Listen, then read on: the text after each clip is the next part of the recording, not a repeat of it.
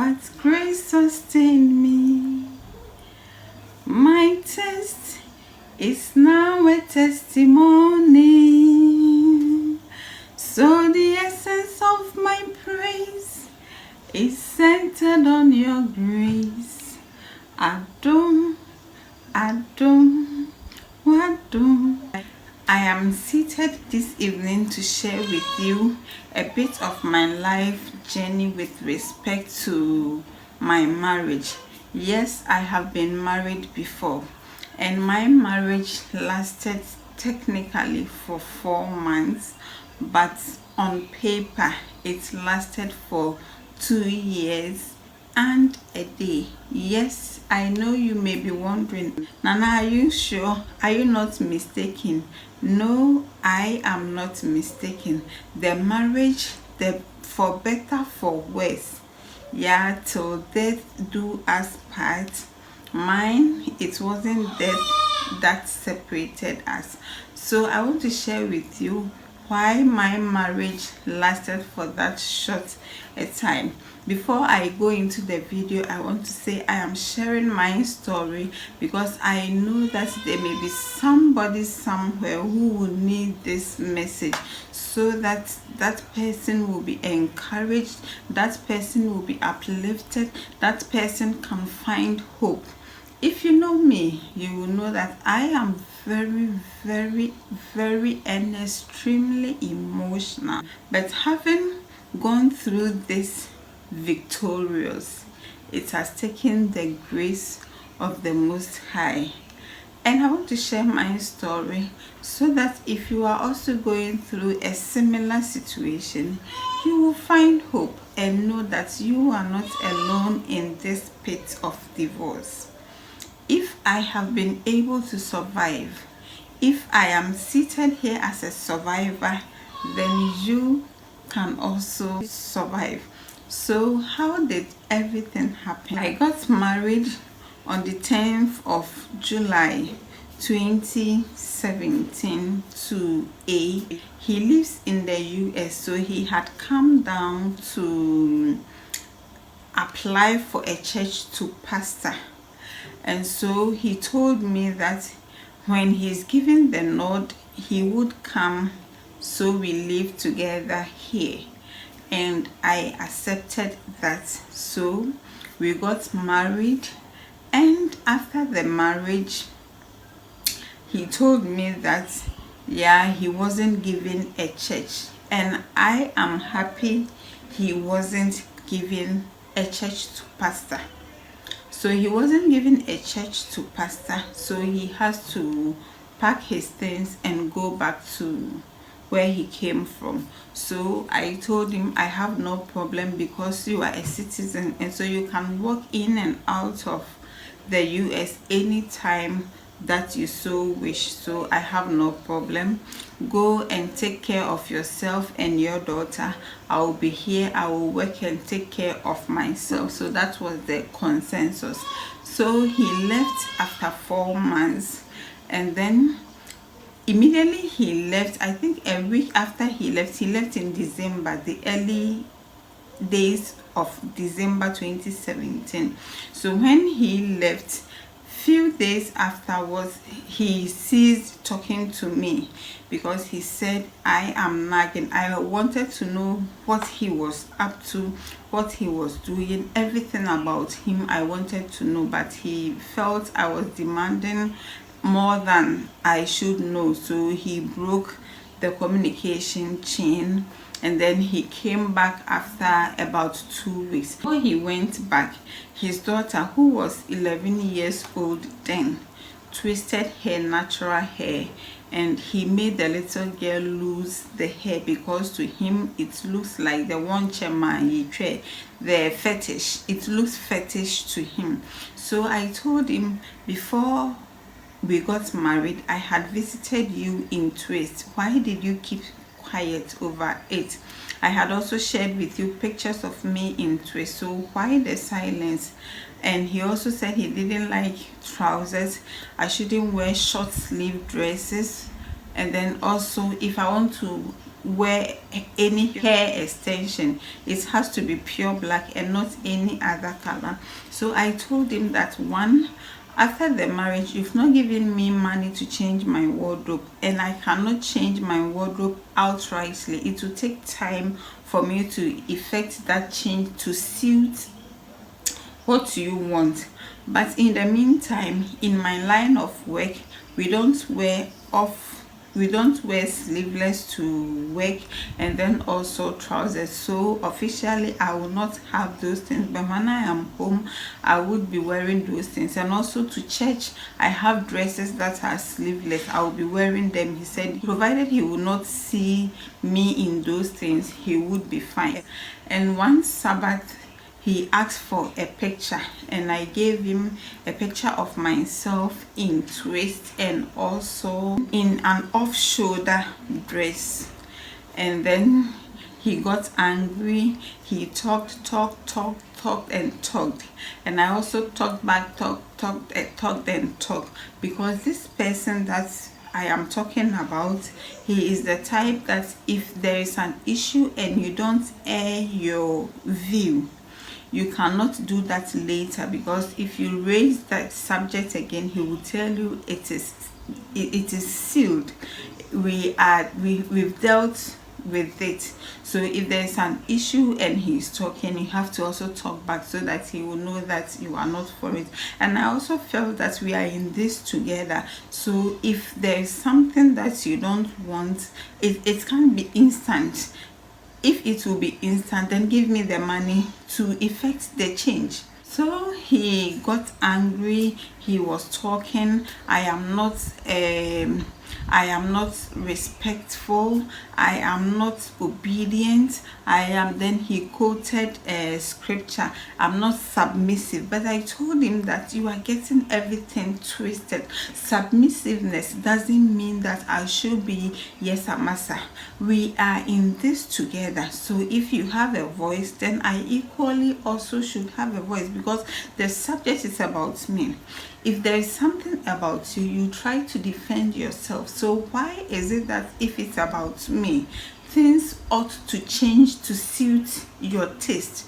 So we dragged it for some time, and then along the line he said he wasn't going to talk to me again. That was somewhere March 2018. And so I felt that, oh, he's done it before, and so he would come over. I waited for a week, for 2 weeks. So during that time, I was pleading, I was crying, I was waiting, I was doing everything, apologizing, I was doing everything for him to let go of what he was harboring. But this person said, no, I am done with you, I'm not going to talk to you again. And that was it. In March 2018, I got a transfer to Takoradi. I told him I've been transferred. I told him that rent is expensive in Takoradi, so I will need money for rent. I had an accident. I told him. This person was silent over all these issues. But when I got to Takoradi, I was filling him in of all the new developments about me, because I felt that he was my head. So if there is anything, though he's not talking to me, I should let him know. He would see the message, read it, but will not respond. When you call him, he will not answer the call. So from March until somewhere July, I told my father that this is the problem that I am facing. So my father tried to resolve the issue with him, but this person was disrespectful to my father. He wasn't responsive. He was very disrespectful to my father. So in August, I went to his foster parents because they came to seek for my hand in marriage for him. So I went to them and they patronized me. Oh, Nana, that will not happen. Nana, we will not sit down and look for this young marriage to suffer divorce. Nana, we are behind you. But they were giving time as an excuse that because of time difference, we are not reaching out to him, we are not getting him. And then I believed them. So fast forwarding, December 2018, I now told my mother that, Ma, this is the problem, this is what is eating me up. So he then talked to my uncle, yeah, my father's younger brother, because he stood in during the marriage. So they put their heads together, they went to the foster parents' house, and then my father first went there, my uncle first went there. He met them, the foster parents. They said, yeah, they are aware of the problem and they are finding it difficult reaching their son. It was over 4 months, but they were still saying it was difficult for them to get in touch with them. So finally, this person came to Ghana. When he came, it took him 2 weeks and 3 days for him to inform me that he was in Ghana. But I knew he was in Ghana, and I was calling the foster parents because they are aged. I was calling them about 4 times in a week, especially the father. I would call him about 3 times to 4 times in a week, and in no instance did this man tell me that my son is in, so come for reconciliation. He stayed there for almost 3 months, but after the 2 weeks and the 3 days, he sent me a WhatsApp message. I am in Ghana. And I said, welcome. The next minute he said, don't come to look for me. I need peace of mind. Don't come to look for me. During that time, he did not tell me anything again. This person was also not giving me money. So I was married on paper, and people will be seeing me and be saying, oh, Bogaire, your husband is abroad. So when they see anything new on you, oh, your husband brought it for you. I would just smile. You will not want the world around you to know that things are not okay. So when they see something good and they say, oh, it's your husband that is giving it to you, you keep quiet. What will you do? I also told the pastor that blessed the marriage, the pastor that counseled us, he was also giving time as an excuse. But what fascinated me most about this pastor was the fact that he met with this gentleman when he was in Ghana, but the pastor told me he had not gotten the time to meet this person. So he was done with whatever he came to do after 2 months and some days.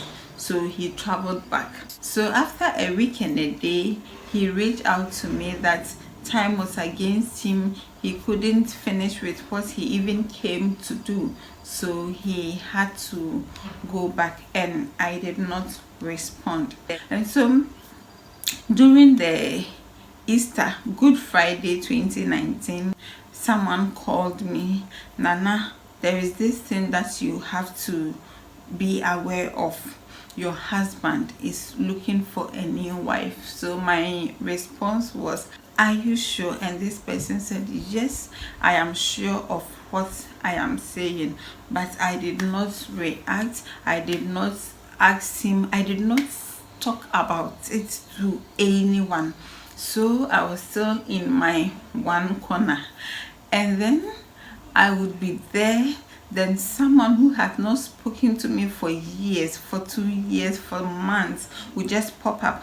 Nana, how is marriage treating you? Nana, how is your husband? Nana, is your husband gone? So these questions made me believe what the person had told me earlier on. But still, I did not say anything to anybody.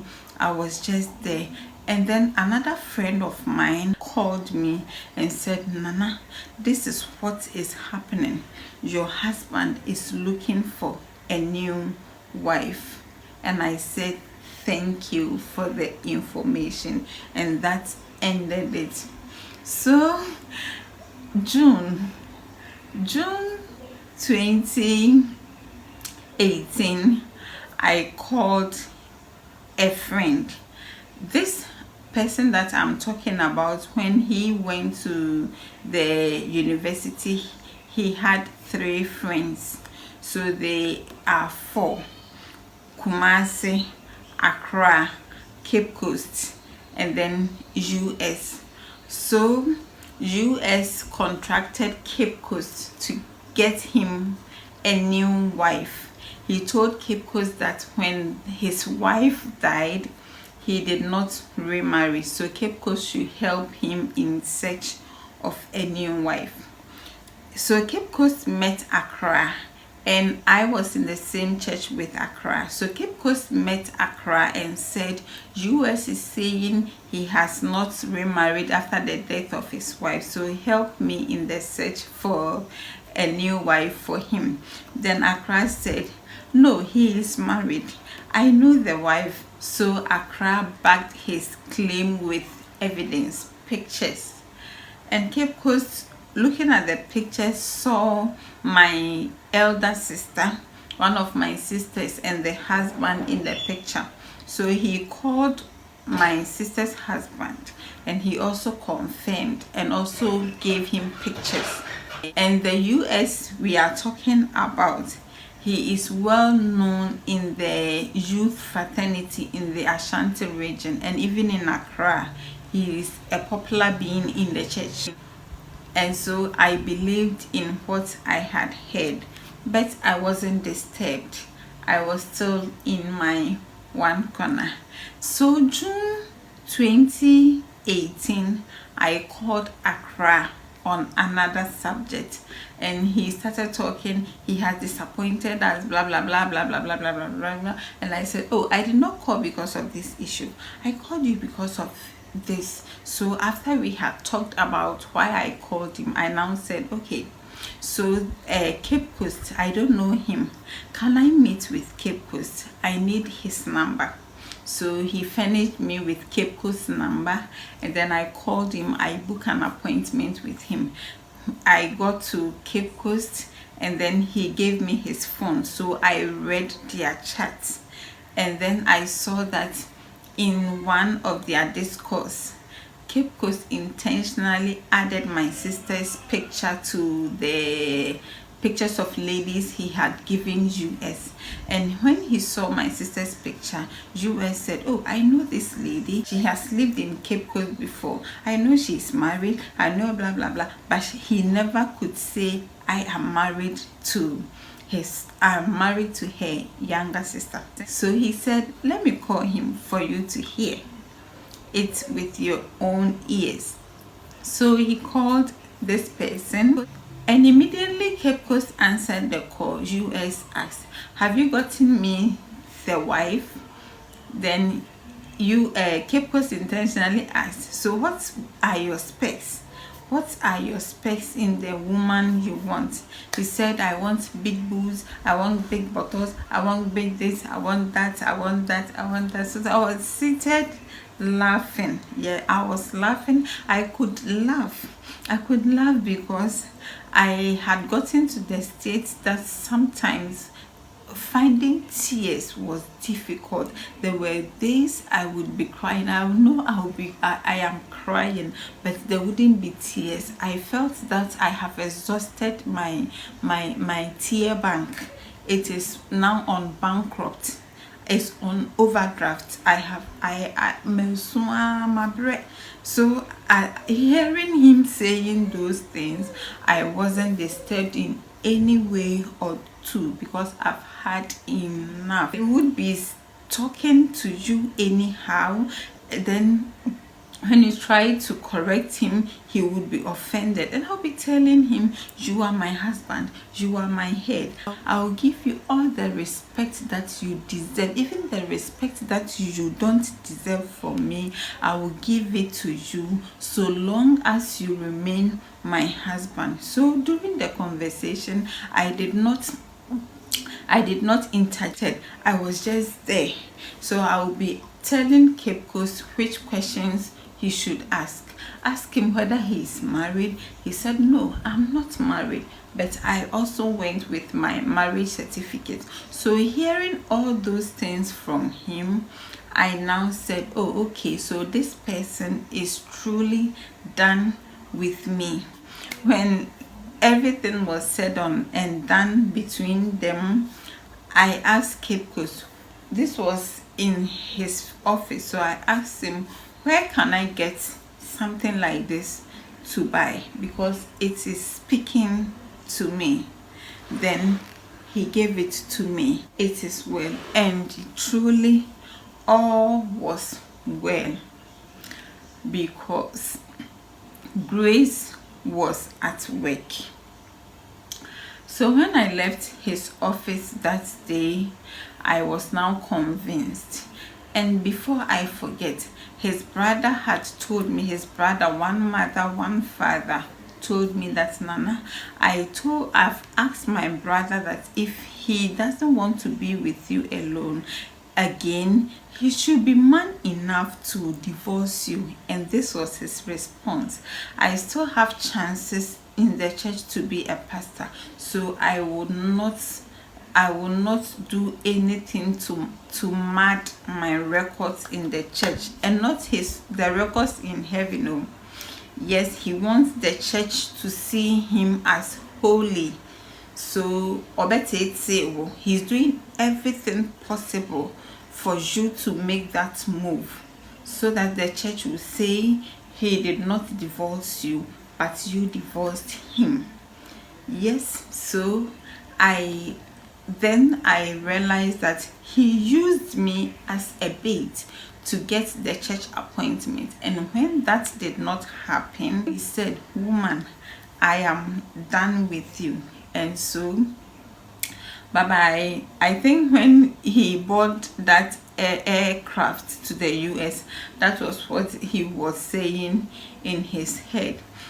During their conversation, I told Cape Coast to ask him whether he should engage Accra and Kumasi in the search, and US said no, don't engage them, because Accra and Cape Coast, because Accra and Kumasi knew he was then married to me, so he said they should not be engaged in the search. So I came back to my house with my mind made up. So I told my parents to go and give them back their drink. And before that day, I was talking to the foster parents, and the mother said, Nana, you did not try. You should have told us that he said you should not come to look for him, and that when he came, we were on him to bring you. We don't know why you never came. I should have told you that your son, who is living with you in the same house, says I should not come to look for him, when I had told you months before I even told my mother that there is a problem. You were patronizing me in the beginning. This person is with you. If you meant well for me, you would have called me to come for reconciliation, and you now want me to come and tell you that he is saying I should not come to look. Aden. But in all, I still thank God for grace. I still thank God that I am free. We know what some women are going through in their marriages. You know what is happening to some women in their marriages, and I am glad that he wasn't giving that church to pastor, else I would have been caged in that pit. Look at me now.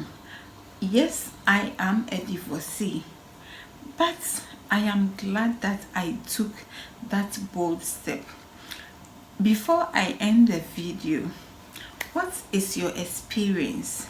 I want this conversation to keep running in the comment section. I want to know about your experience. Have you experienced something similar to this? What are you going through, my dear? I would love to hear about your story as well. There is this channel that I want to recommend to you. The lady in question is a clinical psychologist. I am not saying Yahomanati, we've lost it. No, we are sane.